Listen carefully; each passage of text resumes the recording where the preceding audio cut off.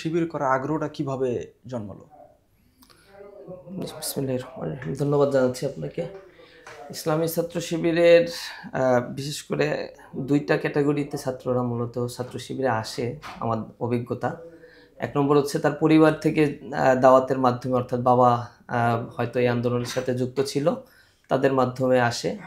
আর ২য় হচ্ছে দাওয়াতি কাজের মাধ্যমে। বিশেষ করে ইসলামী ছাত্র শিবিরে আমার আশা হচ্ছে আমাদের পরিবার অথবা আমার আত্মীয়স্বজন অথবা কেউই হচ্ছে এই সংগঠনের সাথে জড়িত ছিল না। তো ভাইদের দাওয়াতের মাধ্যমে বিশেষ করে খেলাধুলা, একাডেমিক খোঁজখবর নেয়া, তাদের পক্ষ থেকে নার্সিং নিয়মিত, বিশেষ করে আ আ নামাজের বিষয়, উত্তম চরিত্র, কথাবার্তা এভাবে মিশতে, মিশতে ভাইদের সাথে এই সংগঠনে মূলত আসা। শিবির ছাড়া অন্য কোনো ছাত্র সংগঠন তো আপনি করতেন। এখানে ১ নম্বর বিষয় হচ্ছে তৎকালীন সময়ে যে ছাত্র সংগঠনগুলো ছিল, বিশেষ করে ছাত্র দলের যারা ছিল তাদের সাথে মেশার সুযোগ হয়েছিল।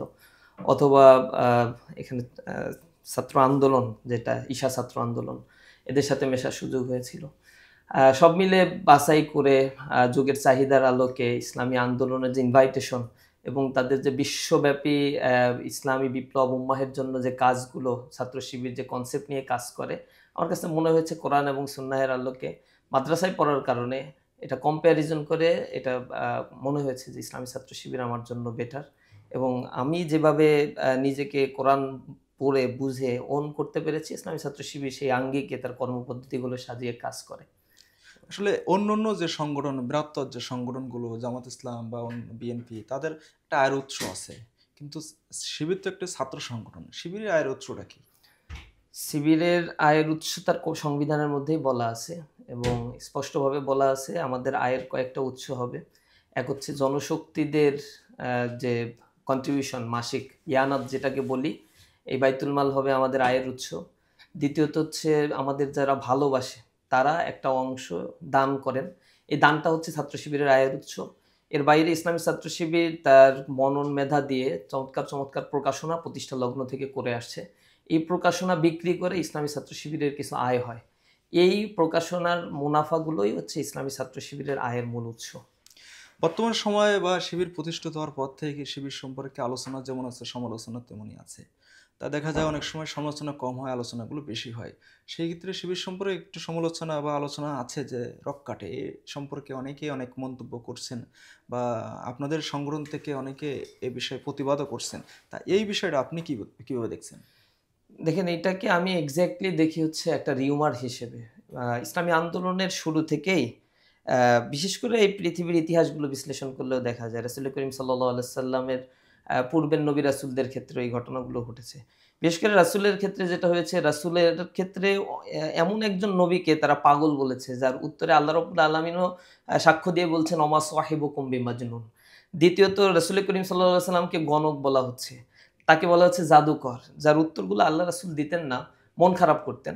যদিও আমরা কিছু, কিছু কথা আপনাদের কাছে বলি। ইসলামী আন্দোলনের কাজ করতে গেলে অস্পৃশ্য কিছু কথা যার সাথে আমাদের সম্পর্ক নাই। কিন্তু এই কথাগুলো বললে তৎকালীন সময়ের মানুষগুলো এই স্থান থেকে যাতে আইসোলেট হয়ে যায়, এজন্য একটা রিউমার স্টাবলিশ করা হয় ইনটেনশনালি। আল্লাহ রাব্বুল আলামিন কোরআন শরীফের ভিতরে এটাই বলেছেন যে বান্দাদের জন্য বড় পরিতাপের বিষয় এটা যে নবী রাসূলই দুনিয়াতে আসছে তাদের ব্যাপারেই তারা প্রোপাগান্ডা চালিয়েছে। ইয়া হাসরাতান আলাল ইবাদ মা ইয়াতিহিম মির রাসূলিন ইল্লা কানু বিহি ইস্তাহজিউন।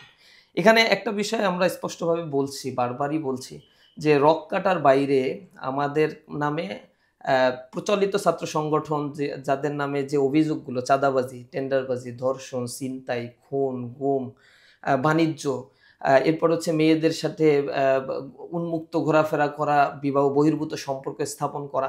এই জাতীয় অকারেন্স বলতে যেটা বুঝায় সোসাইটি যেগুলোকে নেগেটিভলি দেখে, এগুলোর সাথে ইসলামী ছাত্র শিবিরের কোনো ট্যাগ দিতে পারে না। কারণ এগুলো বললে শয়তানও বিশ্বাস করে না অনেক ক্ষেত্রে। যে শয়তানও বিশ্বাস করবে না এগুলোর সাথে ইসলামী ছাত্র শিবিরের লোকেদের সম্পর্ক রয়েছে। তো তারা ইনটেনশনালি একটা জিনিসকে বাছাই করেছে যে কোনটা বললে আসলে মানুষকে বিশ্বাস করানো যাবে। তখন তারা একটা রিউমার নিয়ে আসছে যে এটা হচ্ছে তারা রক কাটে। রক কাটার হিস্ট্রি গুলো যদি আমরা সার্চ করি তাহলে দেখি ২০১৩ সালে প্রথম আলো একটা পত্রিকার একটা রেফারেন্স দেয়া হয়, কিন্তু সেখানে স্পষ্টভাবে কারো নাম উল্লেখ করা হয় না। আবার ১৩ সালে ক্ষমতায় ছিল আওয়ামী লীগ, কিন্তু আওয়ামী লীগের পক্ষ থেকে এই এলিগেশনের কোনো বিচার করা হয়েছে, কাউকে গ্রেপ্তার করা হয়েছে, কারো ফাঁসি দেওয়া হয়েছে, যাবজ্জীবন দেওয়া হয়েছে, এমন কোনো উল্লেখ পাওয়া যায় না। এটা প্রথম আলো পত্রিকার একটা সুস্পষ্টভাবে তারা এই জিনিসগুলো তৈরি করেছে। কিন্তু এর বাইরে সুনির্দিষ্ট নাম উল্লেখ করে একাধিক মামলাও হয়েছে। ছাত্রলীগের ব্যাপারে এরকম অভিযোগ, অনেক ছাত্র সংগঠনের ব্যাপারে অভিযোগ রয়েছে। সেগুলো সামনে আসে না। এটা মিডিয়ার মাধ্যমে এই জিনিসটা এস্টাবলিশড করা হয়েছে। যেহেতু দীর্ঘদিন ধরে এই মিডিয়াগুলো তাদের দখলে ছিল। আর মিডিয়া যেভাবে বলেছে সেভাবে শুনেছে। আমাদের কথাগুলো বলতে পারি নাই। আমাদের কাছে মিডিয়া কখনো আসে নাই। আমরা আমাদের প্রচার মাধ্যমগুলো ব্যবহার করে আমাদের ফেসবুকের মাধ্যমে যতটুকু পেরেছি কথা বলেছি। মানুষ এখন আমাদের সাথে মিশলে বুঝতে পারবে ছাত্র শিবির রগ কাটে কিনা। আমিও ছাত্র শিবিরে আসার পেছনে এটা একটা আমার অন্যতম একটা ইন্টারেস্টের জায়গা ছিল। আমাকে বলেছে আমি জানতে পারতাম বা শুনেছি যে শিবির হচ্ছে রগ কাটে, শিবিরের কাছে প্রচুর অস্ত্র রয়েছে। তো শুরু থেকেই এই জিনিসটা, যেহেতু আমরা ইসলামী আন্দোলন বুঝি না, মনে হচ্ছে যে একটা পাওয়ার হাউসের একটা জায়গা। অর্থাৎ এই ছাত্র শিবিরে এই কাজগুলো করলে বা তাদের সাথে মিশলে সম্ভবত অনেক পাওয়ার হোল্ড করা যায়। কিন্তু আসার পরে দেখেছি টোটালি ভিন্ন সিনারিও। কারো সাথে গালি দিয়েও কথা বলা যাবে না, কেউ মারলে তার প্রত্যুত্তরও দেয়া যাবে না, তার জন্য দোয়া করতে হবে। এটা আমাদেরকে শেখানো হচ্ছে। সুতরাং আমরা এগুলো খুব বেশি আমলে নেই না। কারণ এগুলো যুগ যুগান্তরে চলতে থাকবে। এই বিষয়টা যখন বলবে না, এর বাইরে আরেকটা বিষয় তারা আবিষ্কার করবে। পশ্চিমাদের একটা বড় কনস্পাইরেসি এখানে রয়েছে, বা তারা ইসলামের ব্যাপারে ইসলামোফোবিয়া তৈরি করার জন্য এই টার্মিনোলজিগুলো তারা ওয়ার্ল্ড ওয়াইড তৈরি করে। যেমন জঙ্গি ট্যাগ দেয়া, এবং আরেকটা জিনিস হচ্ছে তারা বাংলাদেশের আসপেক্টে রক কাটা শব্দটা ব্যবহার করে। আচ্ছা, শিবিরের লক্ষ্য উদ্দেশ্যটা কি? শিবিরের লক্ষ্য উদ্দেশ্য হচ্ছে আল্লাহ প্রদত্ত, রাসূল করিম সাল্লাল্লাহু আলাইহি সাল্লাম প্রদর্শিত বিধান অনুযায়ী মানুষের সার্বিক জীবনের পুনর্বিন্যাস সাধন করে আল্লাহর সন্তুষ্টি অর্জন। আমরা একটা ছাত্রকে রিঅ্যারেঞ্জ করে ফেলতে চাই। সে তাওহীদ বুঝে না, তাকে তাওহীদের দাওয়াত দিতে চাই। সে ইসলামের প্র্যাকটিসিং মুসলিম না, সো কল্ড ট্র্যাডিশনাল ইসলাম পালন করে, অর্থাৎ নামাজ পড়া দরকার, তাই সপ্তাহে একদিন যায় নামাজে। রোজা ফরজ, কিন্তু রোজার বিধানটা শুধুমাত্র সে নিজস্বভাবে একটা আনুষ্ঠানিকতার মধ্যে রেখে দিয়েছে। তো ইসলাম এটা আনুষ্ঠানিকতা না, একটা হচ্ছে জীবন বিধান, দিন। এই জিনিসটা মানুষের মধ্যে ছোটবেলা থেকেই যে বালেগ হয়, তার কাছেই আমরা এটা পৌঁছে দিয়ে তাকে রিঅ্যারেঞ্জ করে একটা মানুষ হিসেবে, ভালো মানুষ, আদর্শ মানুষ হিসেবে তৈরি করা ইসলামী ছাত্র শিবিরের লক্ষ্য উদ্দেশ্য। মানে এটা যে ইসলামিক যে বিষয়গুলো যে বললেন, তাহলে যদি বাংলাদেশে তো অন্যান্য ধর্মাবলম্বী যারা আছে তাদের বিষয়ে আপনি কি বলবেন? তারা কি আসলে শিবির করতে পারবে? প্রথমত হচ্ছে যেহেতু আমরা অমুসলিম বলছি যারা আছে। ইসলামী ছাত্র শিবিরের মূল লক্ষ্যই হচ্ছে আল্লাহর সন্তুষ্টি অর্জন করা, এবং আমরা তাওহীদে বিশ্বাস করি, এক আল্লাহে বিশ্বাস করি। তো কেউ যদি, কোনো মানুষ সে যে ধর্মেরই হোক না কেন, সে যদি এক আল্লাহে বিশ্বাস করে, শিরক না করে, তাহলে সে ইসলামী ছাত্র শিবির করতে পারবে। কারণ এটা আইডিওলজিক্যাল একটা ইনস্টিটিউশন, আইডিওলজিক্যাল একটা ইনভাইটেশন। তো আদর্শ গ্রহণ করা ছাড়া সেখানে তো করতে পারবে না। যেন আপনি যদি বলেন যে আর্মিদের যে জায়গাটা রয়েছে ক্যান্টনমেন্ট, তার মধ্যে আমি বাংলাদেশের মানুষ, আমি কি প্রবেশ করতে পারবো? কেন পারবো না? তো এখানে ক্যান্টনমেন্টের কিছু রেস্ট্রিকশন রয়েছে, এটা তাদের ডিসিপ্লিন, এটা তাদের রুলস। তো ইসলামের ক্ষেত্রেও কিছু ডিসিপ্লিন রুলস রয়েছে। ইসলাম প্রতিষ্ঠিত হয়েছে আল্লাহর একত্ববাদের উপর ভিত্তি করে। তো কোনো ধর্মাবলম্বী মানুষ যদি সে আল্লাহর একত্ববাদ মেনে নেয় এবং লা ইলাহা ইল্লাল্লাহ পড়ে নেয়, তাহলে সে এই সংগঠন অনায়াসেই করতে পারবে এবং অনেক বড় দায়িত্ব পালন করতে পারবে। তবে যদি সে এটা বিশ্বাস না করে, তবে আমরা যে কর্মকাণ্ডগুলো পরিচালনা করছি ৫ দফা কর্মসূচি, এটাকে সে মনে করে যে না, এই কর্মসূচিগুলো ইসলামী ছাত্র শিবিরের অবশ্যই এই দেশের জন্য কল্যাণকর, মানুষের জন্য কল্যাণকর, সমর্থন করতে পারে এবং সে আমাদের সমর্থক ফর্ম পূরণ করতে পারে। এরপরে তাকে নিয়ে আমরা ধারাবাহিকভাবে বুঝানোর চেষ্টা করি। তারও সুযোগ রয়েছে আমাদের এই সংগঠন নিয়ে প্রচণ্ড রকমের স্টাডি করে এর সাথে লক্ষ্য উদ্দেশ্যের সাথে এক হলে অ্যাফিলিয়েটেড হওয়া। এটা সব সংগঠনের ক্ষেত্রে একই, শুধু আমাদের সংগঠন না, এটা ছাত্র দল করুক অথবা অন্য কোনো সংগঠন ইসলামী দল করুক, তাদেরও যে স্ট্রাকচার রয়েছে, এই স্ট্রাকচারের মধ্যে তাকে আসতে হবে সামহাও। এটা সবার জন্য উন্মুক্ত, কিন্তু কিছু ডিসিপ্লিন মানতে হবে। আমরা তো সম্প্রতি দেখছি যে আহ, ছাত্র শিবিরের যে বৃহত্তর সংগঠন হচ্ছে জামাত ইসলাম, সেই জামাত ইসলামের ভিতরে হিন্দু শাখাও আছে এবং শাখার আত্মপ্রকাশ বলেন কমিটি হয়েছে। আসলে শিবিরের এই ক্যাটাগরি কোনো কমিটি আছে কিনা, বা মানে অন্য হিন্দুর শাখা আছে কিনা? প্রথমত একটু কারেকশন দিই, ইসলামী ছাত্র শিবির হচ্ছে একটা সেপারেট একটা সংগঠন। এটা নিজস্ব অটোনোমাস বডি রয়েছে, এখানে নিজস্ব পরিষদ রয়েছে, নিজস্ব ভোটিং সিস্টেমের মাধ্যমে কেন্দ্রীয় সভাপতি নির্বাচিত হয়। সুতরাং ছাত্র শিবিরের সাথে অন্য কোনো সংগঠনের কোনো সংযুক্তি নাই। সুতরাং অন্য কোনো সংগঠন কোনো কমিটি করেছে কিনা তার লায়াবিলিটি সম্পূর্ণ সেই সংগঠনের, তারাই আনসার দিবে।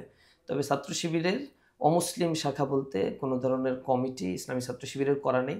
কারণ সংগঠনটার নামই হচ্ছে ইসলামী ছাত্র শিবির। সুতরাং ইসলামী আন্দোলন বা ইসলামকে বুঝে এমন মানুষদের দিয়েই উপশাখা ওয়ার্ড ইউনিটের কমিটি করা হয়। আবারও বলছি, যদি কোনো অমুসলিম আমাদের সংগঠনকে ভালোবেসে থাকে, সমর্থন করতে পারে, সাপোর্টার হতে পারে, আমাদের প্রোগ্রামে আসতে পারে, তার জন্য আমাদের স্বাভাবিক যে প্রোগ্রাম সকলের জন্য উন্মুক্ত।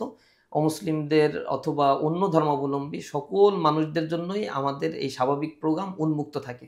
সব ছাত্ররা যেখানে অংশগ্রহণ করতে পারে, তারাও সব জায়গায় অংশগ্রহণ করতে পারে। আমরা কোনো অ্যাক্সেসে বাধা দেই না। ইভেন তাদের নিয়ে আমাদের অনেকগুলো আয়োজন থাকে। যেমন হচ্ছে তাদের বৃত্তি প্রকল্পের আওতায় আমরা তাদের নিয়ে আসি, সুযোগ সুবিধা আছে সেগুলো পায়। লেন্ডিং লাইব্রেরির সুবিধা আমাদের কাছ থেকে নেয়। ক্যারিয়ার গাইডলাইনমূলক প্রোগ্রামগুলো করলে আমরা তাদেরকে ইনভাইট করি, তারা আমাদের প্রোগ্রামগুলোতে থাকে। খেলাধুলা, শরীরচর্চামূলক প্রোগ্রাম, আমাদের প্রকাশনী সে নিতে চাইলে সেই সুযোগগুলো আছে। তাদের জন্য, একজন ছাত্রের জন্য আমাদের যত কর্মকাণ্ড রয়েছে, সকল কর্মকাণ্ড তাদের জন্য আমাদের রয়েছে। তারা অংশগ্রহণ করতে পারে। তবে শর্ত হচ্ছে, এক আল্লাহ রাব্বুল আলামিনে বিশ্বাস করলে, তাওহীদের দিকে আহ্বান করা হলেই সে এই আন্দোলনের লিডারশিপে চলে আসতে পারে। মানে আমরা দেখি যারা ছাত্র শিবির করে ছাত্র জীবন শেষ করে তারা অধিকাংশ জামাত ইসলাম করে, এবং জামাত ইসলামের যাওয়ার সিস্টেমটা কি এবং এর সাথে কোনো সম্পর্ক আছে কেমন? জামাতের সাথে অধিকাংশ শিবিরের জামাত সম্পর্কটা কেমন? ইসলাম করে, এটা হয়তো ঠিক। আবার অনেকেই যে করে না, এটাও ঠিক। আহ, সব মিলে জামাতের যে লক্ষ্য উদ্দেশ্য আর আমার ইসলামী ছাত্র শিবিরের যে লক্ষ্য উদ্দেশ্য এবং কর্মপন্থা মানহাজগত যে বিষয়গুলো, এই জিনিসটা আমরা মনে করছি অন্য যে কোনো আহ, আন্দোলনের চাইতে বা সংগঠনের চাইতে এটা হচ্ছে ক্লোজ রিলেটেড। যার ফলে আমাদের ইসলামী ছাত্র শিবির থেকে বের হয়ে গিয়ে অধিকাংশ ভাইয়েরাই এই সংগঠনকেই তাদের জীবনের জন্য অথবা বৃহত্তর পরিসরে রাজনৈতিক অঙ্গনে ইসলামকে প্রতিষ্ঠা করার জন্য, কল্যাণ রাষ্ট্র প্রতিষ্ঠার জন্য হয়তো তারা বেছে নেয়। আহ, সেক্ষেত্রে মেকানিজম তো জামাত ইসলামের তাদের নিজস্ব পদ্ধতি রয়েছে। এখানে গিয়ে যুক্ত হতে হবে, তাদের সংগঠনে অংশগ্রহণ করতে হবে, সমর্থক ফর্ম পূরণ করতে হয়, সম্ভবত সহযোগী ফর্ম পূরণ করতে হয়। এরপরে ধারাবাহিকভাবে স্টাডি করে করে ছাত্র তাদের সংগঠনেও মানোন্নয়ন করতে হয়। শিবির তো একটু ছাত্র সংগঠন, তো সেই ক্ষেত্রে অন্যান্য যে ছাত্র সংগঠন আছে তাদের সাথে সম্পর্কটা কেমন? শিবিরের সাথে সকল ছাত্র সংগঠনের ভালো সম্পর্ক। আমরা সবার সাথেই কথা বলি। কিছুদিন আগে আপনারা পত্রিকা দেখলেন, সব সংগঠন নিয়ে আমরা আমাদের এখানেই মিটিং করেছি। এর আগেও যখন খুব ক্রিটিক্যাল মুহূর্ত ছিল, কোথাও আমাদের বসতে দিত না, এরপরেও আমরা সব ছাত্র সংগঠনদের নিয়ে ইফতার মাহফিল করতাম। বিভিন্ন ইস্যুগুলো নিয়ে তাদের সাথে আমরা জয়েন্টলি বিবৃতি দিতাম, বসার চেষ্টা করতাম। ইভেন এই ২৪-এর নির্বাচন, যেটা অবৈধ নির্বাচন হয়ে গিয়েছিল বা আওয়ামী লীগ করেছিল, তার পূর্বেও আন্দোলন জোটবদ্ধভাবে যুগপৎ করার জন্য ছাত্র সংগঠনের সাথে একাধিকবার আমরা বসেছি। তারা আমাদের ডাকে সাড়া দেয়। তাদের প্রতি আমাদের ভালোবাসা রয়েছে। তাদের সকল কর্মকাণ্ড আমরা, বিশেষ করে যে কর্মকাণ্ড দেশ এবং জাতির জন্য কল্যাণকর, আমরা সেই কাজগুলোকে অ্যাকসেপ্ট করি, অ্যাপ্রিসিয়েট করি। ছাত্র শিবিরের সাথে ছাত্রলীগের কোনো সম্পর্ক ছিল কিনা বা এখনো কি আছে কিনা? ছাত্রলীগের সাথে কখনোই সম্পর্ক ছিল না। আর এখন থাকার তো কোনো প্রশ্নই ওঠে না। এটা নিষিদ্ধ হয়ে গিয়েছে। আর ছাত্রলীগ অনেক আগ থেকেই ছাত্রত্বের জায়গা থেকে বের হয়ে গিয়ে এটা একটা চাঁদাবাজ, ধর্ষক এবং সন্ত্রাসের দলে পরিণত হয়েছে। সুতরাং যে ক্যাম্পাসেই ছাত্র শিবিরকে পেয়েছে, সম্পর্ক পেয়েছে, নামাজ পড়ে, টাকনুর উপরে প্যান্ট পরে, এই অ্যালিগেশন দিয়ে পিটিয়ে পিটিয়ে দিন দুপুরে মানুষকে মেরেছে। ক্যাম্পাসে ১৫ বছর ধরে, গত ১৫ বছর ধরে ৩৯টা হত্যাকাণ্ডের ঘটনা ঘটেছে। তার মধ্যে প্রায় অর্ধেক হত্যাকাণ্ড ঘটেছে ইসলামী ছাত্র শিবিরের সাথে সম্পর্কিত এই অ্যালিগেশন দিয়ে। এবং মামলার তো শেষ নাই, এগুলো গুণে শেষ করা যাবে না। অসংখ্য ছাত্র জীবন নষ্ট করেছে এবং হুমকি ধামকিও দিয়েছে, তুমি যদি এই কাজগুলো না করো, আমাদের সাথে কোঅপারেট না করো, মিছিলে না আসো, তাহলে ছাত্র শিবির ট্যাগ দিয়ে তাকে হল থেকে বের করে দেয়া, এবং এটা বৈধ। তাকে মামলা হামলা করা এটা বৈধ ছিল, নির্যাতন করা বৈধ ছিল, তারপরে পুলিশ দিয়ে ধরিয়ে দেয়া এটা বৈধ ছিল। সব মিলে এমন একটা সংগঠন যাদের সাথে একেবারে মানে 360 ডিগ্রি অ্যাঙ্গেলে আমাদের সাথে বৈপরীত্য, তাদের সাথে এখন আমাদের সম্পর্ক থাকার তো কথাই না।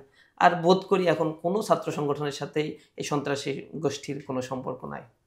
আচ্ছা, শিবির কমিটিটা কিভাবে গঠন হয়? অন্য সংগঠনের বা অন্যান্য ছাত্র সংগঠনের যে কমিটিগুলো আমরা দেখি প্যানেল হয়, প্রার্থী থাকে, কিন্তু ছাত্র শিবিরের এরকম আছে কিনা? ছাত্র শিবিরের কমিটিগুলো বিশেষ করে সারা দেশে যে সদস্যরা রয়েছে, এই সদস্য সবাই হচ্ছে ছাত্র শিবিরের কেন্দ্রীয় সভাপতি প্রার্থী হয়। অর্থাৎ এখানে কোনো ওপেন ক্যানভাসের সুযোগ থাকে না। ছাত্র শিবিরের সদস্যরাই হচ্ছে ক্যান্ডিডেট, যে কোনো ভাইকে তারা ভোট দিতে পারে। বছর শেষে আমাদের সদস্য সম্মেলন হয়, কনফারেন্স হয়। এই সম্মেলনেই সদস্যরা ভোট প্রদান করে। এই ভোটের ভিত্তিতে সর্বাধিক সংখ্যক ভোট যিনি পান তিনি মূলত কেন্দ্রীয় সভাপতি নির্বাচিত হন। এর বাইরে আমাদের সদস্য শাখা রয়েছে সারা দেশে। সদস্য শাখা এবং বড়, বড় বিশ্ববিদ্যালয় শাখাগুলো রয়েছে। এই বিশ্ববিদ্যালয় শাখাগুলোতেও যেখানে একটা বড় অ্যামাউন্টের সদস্য রয়েছে, সেখানে নির্বাচন করার সুযোগ রয়েছে উন্মুক্ত। তারা নির্বাচন করে এবং তাদের শাখা সভাপতি তারা নির্বাচিত করে বছরের শুরুতেই।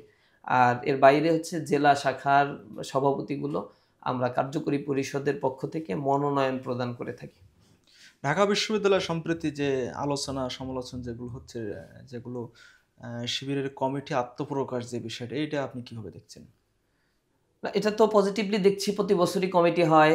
কমিটি প্রতি বছর এমন হয়নি, অন্যান্য সংগঠনের মতো নয় যারা আমাদের বলছে যে এতদিন কোথায় ছিলেন, তাদের মতো নয় আসলে। বিষয়টা ছাত্র শিবির প্রতি বছরই কমিটি করে। এত দুর্যোগ গিয়েছে এই ১৫ বছরে, ১৫টা কেন্দ্রীয় সভাপতি আমরা নির্বাচিত করেছি। যারা আমাদের ব্যাপারে কথা বলে তাদের এই ১৫ বছরে কতটা কমিটি তারা গঠন করতে পেরেছে যথেষ্ট সন্দেহ আছে। সম্ভবত সবচেয়ে বেশি নির্যাতন ছাত্র শিবিরের নামে করা হয়েছে।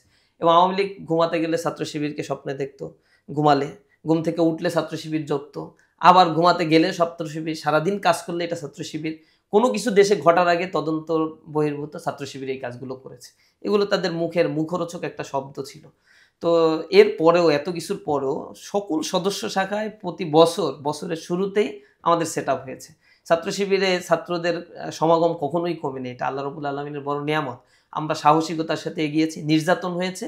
এরপরে জেল থেকে বের হয়ে আবার সম্পৃক্ত হয়েছে ইসলামী ছাত্র শিবিরের সাথে আরো ক্লোজলি ছাত্ররা।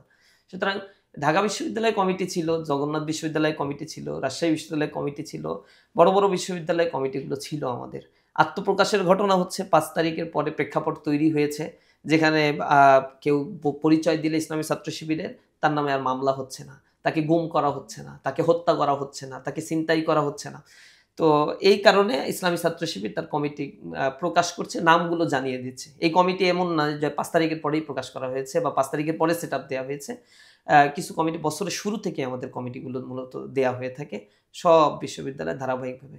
তবে আপনারা জানবেন যে অন্যান্য দলের মতো ইসলামী ছাত্র শিবিরের কেন্দ্রীয় সভাপতি নির্বাচিত হওয়ার পরে তিনি সারা বাংলাদেশে পোস্টারিং করেন না। এটা আমাদের সংগঠনের কোনো নর্মস নয়। শোম্যানশিপ বা প্রদর্শন ইচ্ছা ইসলামী ছাত্র শিবিরে সম্পূর্ণ নিষেধ। সুতরাং কোনো কমিটি হলে, কোনো ক্যাম্পাসে কোনো কমিটি হলে এই জিনিসগুলো ফলাও করে প্রচার করি না। তবে আমাদের কর্মকাণ্ডের মাধ্যমে, যোগাযোগের মাধ্যমে বিভিন্ন কর্মসূচি পালন করার মধ্য দিয়ে ছাত্ররা জানতে পারে যে এই ক্যাম্পাসের অমুক দায়িত্বশীল, ওই শাখার অমুক ভাইয়েরা দায়িত্ব পালন করে থাকে। আমরা প্রদর্শন ইচ্ছায় বিশ্বাস করি না, কারণ আমরা মনে করি প্রদর্শন ইচ্ছা মানুষের মধ্যে অনেক বড় ধরনের অহমিকা তৈরি করে, যা ইসলামী আন্দোলনের সাথে বা ইসলামের সাথে সামঞ্জস্যপূর্ণ নয়। সর্বশেষ যদি প্রশ্ন করি, সেটা হচ্ছে যে শিবিরের সাথে জামাতের সাথে একটা সম্পর্ক আছে এবং বিভিন্ন সময় আলোচনা হোক আর সমালোচনার সময় বলা হয় যে জামাত শিবির, কিন্তু অন্যান্য সংগঠনের সাথে ছাত্র সংগঠনের নামটা উচ্চারণ হয় না। এটা আপনি কিভাবে দেখছেন? যেমন হচ্ছে কোনো বিষয়ে যদি বলে বিএনপি, তার সাথে বলা হয় যে জামাত শিবির, কিন্তু জামাতের সাথে শিবিরের সাথে আবার অ্যাডজাস্ট করা হয়। সম্ভবত এই কাজটা করা হয় এই কারণে যে সরকারের বিরোধিতার ক্ষেত্রে অগ্রগামী দল যারা ছিল, বিশেষ করে আওয়ামী ফ্যাসিস্ট সরকারের, তো আওয়ামীদের আমলে তারা এই শব্দটা বেশি ব্যবহার করেছে। যেমন তারা ব্যবহার করেছে প্রথমে জামাত শিবির বিএমপি, অথবা বলতো বিএমপি জামাত শিবির, অথবা বলতো শিবির বিএমপি জামাত। নানাভাবেই তারা ক্রোমোলজি করতো। আমরা সর্বশেষ তো দেখেছি শেখ হাসিনা যাওয়ার আগেই খালেদ শিবিরের নামে উচ্চারণ করছে। সর্বশেষ শিবিরের নামই বলছে। আবার কয়েকবার বলেছে শিবির আর বিএমপি। এই কথাও বলেছে, জামাতকে ওইখান থেকে আউট করে দিছে। তো এগুলো তারা বলে কারণ হচ্ছে তাদের জন্য হুমকি যারা, তাদের নামই তো বারবার বলবে, এটাই স্বাভাবিক। সুতরাং এই কারণে যে বিএমপির সাথে আমাদের আদর্শিক সম্পর্ক হয়ে গেল, খুব ভালো অ্যাফিলিয়েশন ছিল, এমন নয়। আমাদের সাথে সম্পর্ক সবার সাথেই, সব রাজনৈতিক দলের কাছেই আমরা যাই, তাদের সাথে বসি। আমাদের নববর্ষের উৎসবে অনেক রাজনৈতিক দল আসছে, ছাত্র সংগঠন আসছে। আবার আমরাও নববর্ষের প্রকাশনা নিয়ে সব দলের কাছেই আমরা যাব। আমাদের প্রোগ্রামগুলোতে আমরা তাদেরকে ইনভাইট করি। আমাদের বার্ষিক সম্মেলন যখন হয়, সদস্য সম্মেলনে দেখবেন সব দলের এখানে অংশগ্রহণ রয়েছে, পার্টিসিপেশন রয়েছে, অর্থাৎ শুভেচ্ছা বানিয়ে আমরা তাদের কাছ থেকে নেই। তখন তাদের সাথে আমাদের কথা হয়। সম্পর্কটা সবার সাথেই ভালো। তবে আমি এর আগেও বলেছি আদর্শিক কারণে, যেহেতু আমরা এই সমাজ ব্যবস্থায় একটি কল্যাণমুখী সমাজ কায়েম করতে চাই এবং আমাদের কার্যক্রমগুলো যেভাবে পরিচালিত হয় তার সাথে জামাত ইসলামের কার্যক্রমগুলো অনেকটা সাদৃশ্যপূর্ণ। যেহেতু তারা ছাত্র সংগঠন নয়, তারা বৃহত্তর অঙ্গনে কাজ করে, বিশাল একটা প্ল্যাটফর্ম তাদের। আর ছাত্র শিবির মূলত ছাত্রদের নিয়ে কাজ করে এবং তাদের স্বতন্ত্রতা রয়েছে, নিজস্ব নির্বাচন পদ্ধতি বা অন্যান্য বিষয়গুলোর কারণে আমরা সম্পূর্ণ অটোনোমাসলি ইসলামী ছাত্র শিবির কাজ করার জন্য চেষ্টা করি। তো কে আমাদের সাথে কোনটা ট্যাগ দিয়ে মিলালো, কোনটা কি বললো, এটা তো তাদের বিষয়। আমাদের স্ট্র্যাটেজি বা আমাদের কার্যক্রমগুলো সম্পূর্ণ সেপারেট। অন্যান্য ছাত্র সংগঠন যেমন বয়স সীমা আছে, কিন্তু শিবিরে কোনো বয়স সীমা আছে কিনা? শিবিরের বয়স সীমা তার সংবিধানের মধ্যে উল্লেখ করা রয়েছে। সাধারণত ছাত্রত্ব না থাকলে তাকে ইসলামী ছাত্র শিবিরে রাখে না। তবে ক্যাডার ভিত্তিক সংগঠন হওয়ার কারণে এখানে ধারাবাহিকভাবে নেতৃত্ব উঠে আসে। এমন হবে না যে ইসলামী ছাত্র শিবিরের কোনো ইউনিট সভাপতি সে হঠাৎ করে এসে কেন্দ্রীয় সভাপতি হয়ে যায়। এটা স্বাভাবিকভাবে হয় না। কারণ ছাত্র সংগঠন, ছাত্র শিবিরের ভলিউমটা এত বেশি, কাজের পরিসরটা অনেক বড় হওয়ার কারণে এখানে ধারাবাহিকভাবে শিখতে লিডারশিপগুলো গ্রো আপ করে। সুতরাং ইসলামী ছাত্র শিবিরের বয়স সীমা আমরা বিশেষ করে নিচ থেকে উপশাখা লেভেলে বয়স সীমা আপনি যদি যাচাই করেন তাহলে দেখবেন মোরাললেস এটা 18 থেকে 20 বছরের মধ্যে। জেলা শাখা, মহানগর এবং বিশ্ববিদ্যালয় শাখার দায়িত্বশীল আপনি যদি দেখেন তাহলে এখানে 24 বছরের মধ্যে বা 25 বছর বয়সের মধ্যে স্টুডেন্টদেরকে আমরা লিডারশিপে নিয়ে আসি বা পাবেন। আর এর বাইরে থেকে একটা অংশকে তো প্রয়োজনের তাগিদে ছুটি হয়ে গেলে আমরা তাদেরকে বিদায় দেই। আর একটা অংশ সেখান থেকে এসে কেন্দ্র পরিচালনা করে। সুতরাং আমাদের বয়স সীমার কোনো বাইন্ডিংস নেই। তবে প্রত্যেক ছাত্রকেই ইসলামী ছাত্র শিবির করতে গেলে ছাত্রত্ব থাকতে হবে তাকে অবশ্যই, এবং একটা যৌক্তিক বয়সের মধ্যেই তাদের থাকতে হয়। অবশ্যই যৌক্তিক বয়স, যেটাকে আমরা ছাত্রদের জন্য উপযোগী বয়স মনে করি সেটাই। তবে নির্দিষ্ট কোনো সীমারেখা নেই যে 30 বছরের মধ্যে ইসলামী ছাত্র শিবির করতে হবে। এর বাইরে নেই। যত কিছুই হোক না কেন এখান থেকে বিদায় নিতে হবে, এরকমটা আমাদের সংগঠনে রেস্ট্রিকশন করা নেই। তবে বলা হয়েছে যে ছাত্রত্ব লেখাপড়া শেষ হয়ে গেলে ইসলামী ছাত্র শিবিরের কেন্দ্রীয় সভাপতি সদস্যদেরকে ছুটি দিয়ে থাকেন এবং সাথী যারা হয় আমাদের তাদেরকে ছুটি কেন্দ্রীয় সভাপতির অনুমতিক্রমে দেওয়া হয়ে থাকে। ওকে। জি, থ্যাংক ইউ। এটা একটা সবচেয়ে গুরুত্বপূর্ণ প্রশ্ন আমার কাছে মনে হয়। কারণ দেশের উন্নয়নের জন্য ইসলামী ছাত্র শিবিরের কন্ট্রিবিউশনটা আমার পার্সোনাল অ্যানালাইসিস হচ্ছে অন্য যেকোনো ছাত্র সংগঠনের চাইতে আমরা হৃদয় দিয়ে আমাদের দেশকে ভালোবাসি। স্বাধীনতা উত্তর বাংলাদেশের জন্ম হওয়ার পরে এই বাংলাদেশে মানুষ একটা চেতনা নিয়ে এই দেশটাকে তৈরি করেছিল। তো ৭০ সালের নির্বাচন অথবা ৭১ এর মুক্তিযুদ্ধের সময় ছাত্র জনতার একটা বিশাল ভূমিকা ছিল। ৫২ ভাষা আন্দোলনের এই ভূমিকাটা আমরা দেখেছি। কিন্তু পরবর্তী সময়ে এসে বাকশাল কায়েম হওয়ার পরে জনগণের টুটি চেপে ধরা হয়েছে। ৭৪ সালে এসে এই দেশে লুটেরাজের কারণে এখানে বিশাল এক দুর্ভিক্ষর জন্ম হয়েছিল, যেখানে হাজার হাজার মানুষ মৃত্যুবরণ করেছে। ৭৫ এ একটা ঘটনা, ৭৫ এ পরপর ৩টা শিফটিং হলো এই দেশে। ৩রা নভেম্বর একটা অভ্যুত্থান, ৯ নভেম্বর একটা অভ্যুত্থান। এরপরে দীর্ঘ সময় ধরে একটা সেনা শাসন আমরা প্রত্যক্ষ করেছি। কার্যত দেশের উন্নয়নের জন্য যে গণতান্ত্রিক প্রক্রিয়াগুলো, ধারাবাহিকগুলো বজায় থাকা দরকার সেটা হয়নি। এরপরেই ছাত্র সংগঠনগুলোকে ৯০ দশকে এসে আন্দোলন সংগ্রামের একটা প্রধান ভ্যানগার্ড হিসেবে কাজে লাগানো হয়েছে। অর্থাৎ একটা দল, তার একটা ছাত্র সংগঠন রয়েছে, সেই ছাত্র সংগঠনকে দিয়ে রাস্তায় মারামারি, হত্যাযজ্ঞ চালানো, এরপরে প্রতিপক্ষকে ঘায়েল করার একটা মাধ্যম হিসেবে তারা উপস্থাপন করেছে। যার ফলে ছাত্র সংগঠনগুলো তার নিজেদের নৈতিকতা থেকে বের হয়ে গিয়ে এখানে যে কাজগুলো করেছে, চাঁদাবাজির সাথে যুক্ত হয়েছে, তারা টেন্ডারবাজির সাথে যুক্ত হয়েছে, লেখাপড়া বাদ দিয়ে সেখানে তারা ক্ষমতা পাওয়ার প্র্যাকটিস করা শুরু করেছে। যার ফলে কাঙ্ক্ষিত লিডারশিপ এই সোসাইটি আমাদের থেকে বঞ্চিত হচ্ছে এবং করাপ্টেড এক ধরনের লিডারশিপ আমরা পাচ্ছি। ছাত্র সংগঠন করে এসে বড় রাজনৈতিক দলের যখন তারা যুক্ত হচ্ছে, লক্ষ কোটি টাকার করাপশনের সাথে তাদের সম্পর্ক। এই জায়গা থেকে আমরা স্ট্রংলি বলতে পারি ইসলামী ছাত্র শিবির ৭৭ সালের পর থেকে যারা করেছে, এখন প্রফেশনাল লাইফে রয়েছে, তাদের ভিতরে এই অ্যালিগেশনগুলো পাওয়া যাবে না যে তারা দুর্নীতির সাথে জড়িত। তারা হচ্ছে বিশাল ধরনের করাপশনের সাথে জড়িত। অনেস্টির সাথে তারা দায়িত্বগুলো পালন করছে, সরকারের যে সেক্টরেই তারা যাচ্ছে না কেন। সুতরাং রাষ্ট্র গঠনের জন্য ইসলামী ছাত্র শিবিরের সবচেয়ে বড় কন্ট্রিবিউশন হচ্ছে সৎ, দক্ষ এবং দেশপ্রেমিক নাগরিক আমরা তৈরি করে দিই। সার্বভৌমত্বের আঘাত যখনই এই দেশে এসেছে, ইসলামী ছাত্র শিবির তার জীবন দিয়ে হলেও সেগুলো মোকাবেলা করার জন্য চেষ্টা করেছে। ফ্যাসিবাদের বিরুদ্ধে কথা বলেছে, দেশে কার্যকর সংকট তৈরি হয়ে রাস্তায় নেমেছে এবং দ্রব্যমূল্যের ঊর্ধ্বগতি, দেশে কোনো ধরনের অরাজকতা পরিস্থিতি সৃষ্টি হলে যে মুহূর্তেই আমরা থাকি না কেন আমরা তার বিরুদ্ধে কথা বলেছি। দ্বিতীয়ত হচ্ছে নৈতিকতা সমৃদ্ধ কিছু মানুষ তৈরি করি। এই সোসাইটির বড় প্রবলেম কি? প্রথম প্রবলেম যদি আমরা আইডেন্টিফাই করি, এখানে করাপশন রয়েছে। ছাত্র শিবিরের লোকজন বা ছাত্র শিবির করার পরে যে স্থানেই যাক না কেন করাপশনের সাথে তারা যুক্ত নয়। দ্বিতীয় হচ্ছে এই সোসাইটির বড় প্রবলেম ইয়ত জেনারেশনের মধ্যে হচ্ছে মাদকাসক্তি। ইসলামী ছাত্র শিবিরের কোনো জনশক্তি, একটা কর্মীও একটা সিগারেটের সাথেও তার সম্পর্ক নাই। তো যে জেনারেশনের মধ্যে মোর দ্যান 50% মাদক বা ড্রাগ অ্যাডিক্টেড, সেখান থেকে ইসলামী ছাত্র শিবির তার একটা লক্ষ লক্ষ কর্মী রয়েছে এই সংগঠনের, একটা সামান্য কর্মীকেও হেফাজত করতে পারে। তাহলে এই সোসাইটির জন্য কত বড় কন্ট্রিবিউশন ইসলামী ছাত্র শিবির করছে। এরপরে তাদের মধ্যে management capacity, soft skill, debate প্রোগ্রামের মধ্য দিয়ে একটা একটা বড় বড় প্রোগ্রাম অর্গানাইজেশনের মধ্য দিয়ে তার মধ্যে ক্যাপাসিটি ডেভেলপ করা হয়। ধৈর্যের গুণাবলী তার মধ্যে তৈরি করে দেয় ইসলামী ছাত্র শিবির। একটা ছাত্র যখন ইসলামী ছাত্র শিবির করে চমৎকারভাবে কোরআন এবং হাদিস শিখতে পারে, নৈতিকতা সমৃদ্ধ মানুষ হয়, চাঁদাবাজি থেকে দূরে থাকে। এই সোসাইটির জন্য যা প্রয়োজন, অর্থাৎ বিশেষ করে ছাত্র শিবিরের নামে দেখবেন না যে ধর্ষণের কোনো অভিযোগ রয়েছে। তো ধর্ষণ তো নিঃসন্দেহে ভালো কোনো কাজ নয়। ইসলামী আন্দোলন করে না বা ইসলামী দল করে না এমন সব সংগঠনের নেতাকর্মীদের বিরুদ্ধে মাদক ধর্ষণের অ্যালিগেশন হচ্ছে নর্মাল একটা অ্যালিগেশন, যেটা ছাত্র শিবিরের জনশক্তিদের মধ্যে পাওয়া যায় না। সেটা ছাত্র শিবির এমন কিছু জেনারেশন তৈরি করে যারা নারীদের প্রতি থাকবে রিসপেক্টেড, সোসাইটির প্রতি থাকবে সে কমিটেড এবং মাদক থেকে সে দূরে থাকবে, সৎ দক্ষ একটা জেনারেশন তারা গড়ে তুলবে। আমরা আলটিমেটলি এই দেশের সার্বভৌমত্ব রক্ষার জন্য একটা অতন্দ্র প্রহরী হিসেবে ইসলামী ছাত্র শিবির কাজ করে থাকে এবং আমাদের জীবনের সর্বশেষ রক্তবিন্দু দিয়ে হলেও আমরা এটা করব, এই প্রতিজ্ঞাই আমরা আমাদের মানুষদের, আমাদের জনশক্তিদের কাছে আমরা দিয়ে থাকি এবং তাদের ব্যাপার থেকে এই কমিটমেন্টটা আমরা মূলত নিয়ে থাকি। আমি একটা প্রশ্ন করতে চাই, প্রশ্নের উত্তর চলেই আসতে পারে যে এই যে কলঙ্ক একটা ছাত্র শিবির যে রক কাটে, যে কোনো একটা জমি কাজ করে জমিয়ে ছাত্র শিবির এরাই করছে, ঠিক আছে, এইগুলো মুক্ত হওয়ার জন্য জনপ্রিয়তা লাভের জন্য কি কি পদক্ষেপ নিচ্ছে বর্তমানে ছাত্র শিবির? এই এই এই জিনিসটা নিয়ে আমরা খুব বেশি ভাবছি না, কারণ বারবার বলছি এর এগেইনস্টে গ্রাম অঞ্চলে এই যে কোনো একটা ঘটনা ছাত্র শিবির হয় একটা আতঙ্ক থাকে, আতঙ্ক, শিবিরের প্রতি একটা আতঙ্ক আসলে এটা দীর্ঘ সময় ধরে এই আতঙ্কটা তৈরি করা হয়েছে। আমরা এখন স্বাভাবিক কাজ করতে পারছি আলহামদুলিল্লাহ। এখন আমরা যেটা দেখছি যে ছাত্র শিবিরকে সবাই অ্যাকসেপ্ট করছে। পজিটিভ ইমেজ তৈরির জন্য ইসলামী ছাত্র শিবিরের কার্যক্রমগুলো খুব বেশি রেডিক্যালি পরিবর্তন হয়েছে এমন নয়। আগের কার্যক্রমগুলো ফ্লারিশ আকারে আমরা করছি।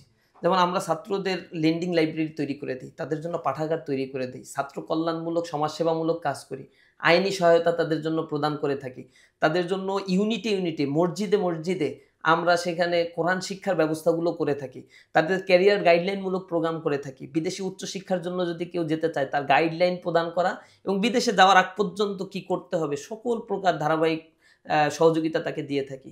আমাদের কিছু কোচিং রয়েছে, কোচিংয়ের মাধ্যমে এই ছাত্রদেরকে আমরা সহযোগিতা করে থাকি। অর্থনৈতিকভাবে যারা পিছিয়ে পড়া তাদের জন্য আমাদের বিনামূল্যে পড়ানোর জন্য আমাদের জনশক্তিদেরকে আমরা বলি। সেখানে উন্মুক্ত বিভিন্ন ধরনের কোচিং চালু করা রয়েছে, যেখানে তাদের কাছ থেকে টাকা নেওয়া হয় না, কিন্তু তাদেরকে সার্ভিস দেওয়া হয় গ্রাম অঞ্চলে। এগুলো আরও বেশি জোরদার আমাদের করতে হবে। বিশেষ করে মিডিয়ায় আমাদের পজিটিভ কার্যক্রমগুলো তুলে ধরা, খেলাধুলা কার্যক্রম রয়েছে, বৃত্তি প্রকল্প কার্যক্রম রয়েছে। আমাদের দাওয়াতি কার্যক্রমের মধ্যে হিউজ ডাইমেনশন আমাদের এখানে ছাত্রদের জন্য রয়েছে। আমরা আশা করি আমরা এইভাবে কার্যক্রম অন্তত 1 বছর ভালোভাবে এভাবে চালু রাখলে ছাত্রদের মধ্যে একটা পজিটিভনেস চলে আসবে এবং ছাত্রদের কাছে যেই জিনিসটা উপস্থাপন করা হয়েছে, ছাত্র শিবিরের ভাইয়েরা যখনই তাদের সাথে মিশবে তারা বুঝতে পারবে যে এই জাতীয় মানুষগুলো কখনো এমন ঘৃণিত কাজ করতে পারে না। সুতরাং আমাদের মেশার পরিবেশ তৈরি হয়েছে। আমরা এখন পরিচয় দিচ্ছি স্কুল কলেজ মাদ্রাসাগুলোতে গিয়ে যে আমরা হচ্ছে ইসলামী ছাত্র শিবির, আমার পরিচয় এমন। যখনই ছাত্ররা জানতে পারে যে ছাত্র শিবির হচ্ছে এমন, তখনই ছাত্র শিবির অ্যাকসেপ্ট করছে। দেখুন ঢাকা ইউনিভার্সিটিতে এইটা এখন আর কেউ বলছে না, বা জাহাঙ্গীরনগর বিশ্ববিদ্যালয় অথবা জগন্নাথ বিশ্ববিদ্যালয় যখন আমাদের ভাইয়েরা দায়িত্বশীল হয়েছে, ঢাকা বিশ্ববিদ্যালয়ের সভাপতিতে এমন না হঠাৎ করে তাকে সভাপতি বানিয়ে দেওয়া হয়েছে। এই ক্যাম্পাসে সে দীর্ঘ সময় ধরে ফার্স্ট ইয়ার থেকেই কাজ করতে করতে সভাপতি হয়েছে। তার নামে তো কেউ একটা কথাও বলতে পারছে না যে না সে মেয়েদের সাথে আড্ডা মেরেছে, ধর্ষণ করেছে, ছিনতাই করেছে। তার মানে এমন মানুষ তৈরি করেছি তারা এই সোসাইটিতেই ছিল, এই ইউনিভার্সিটিতেই ছিল, তারাই হচ্ছে আমাদের আলটিমেট লিডার হয়েছে। এখন যখন তাদের লিডারশিপ দেখতে পেয়েছে, বিশেষ করে ঢাকা বিশ্ববিদ্যালয়ের সাংগঠনিক সম্পাদক, সেক্রেটারি, এদের রেজাল্ট দেখে, এদের চরিত্র দেখে তাদের টিচাররা বলতে বাধ্য হয়েছে এটা যদি শিবির হয় তো শিবিরই তো ভালো। তো এখন সবাই বলছে যে শিবির যদি এমন হয় তো শিবিরই ভালো। তো শিবিরের নামে এটা তো প্রপাগান্ডা চালানো হয়েছে। এখন কোনো ক্যাম্পাসে এই কথাগুলো বলবে না। আশা করি ইউনিটে ইউনিটে আমাদের ভাইয়েরা যখন দায়িত্ব পালন করবে আর দেখবে ছাত্র শিবির মানেই হচ্ছে রেজাল্ট ভালো, ছাত্র শিবির মানেই হচ্ছে আগে কি রেজাল্ট ছিল ইট ডাজেন্ট ম্যাটার, শিবিরে আসছে এখন থেকে তার জীবন পুনর্গঠিত হয়ে গেছে। ছাত্র শিবির একটা শখের মধ্যে তাদেরকে নিয়ে আসে, না তোমার জীবনকে সুন্দর করতে হবে, এভাবে চলতে হবে, একটা স্বপ্ন দেখায় ছাত্রদেরকে, চমৎকার একটি বাংলাদেশের স্বপ্ন দেখায়, সমৃদ্ধ একটা বাংলাদেশ গড়ার স্বপ্ন দেখায় আমরা। সুতরাং ছাত্র শিবিরের এই কর্মকাণ্ডের কাছে আসতে পারলে তারা অনায়াসে ছাত্র শিবিরকে গ্রহণ করবে। এ ব্যাপারে আমরা খুব বেশি চিন্তিত না, কারণ আমাদের রেগুলার কার্যক্রমগুলোই আমাদের ব্র্যান্ড ইমেজকে তৈরি করে ফেলবে। এবং আমরা মনে করি পোস্টার, ব্যানার, ফেস্টুনের চাইতে consumer advertisement is the best advertisement. তো সেটা মানুষ দেখতে পাবে ইনশাআল্লাহ।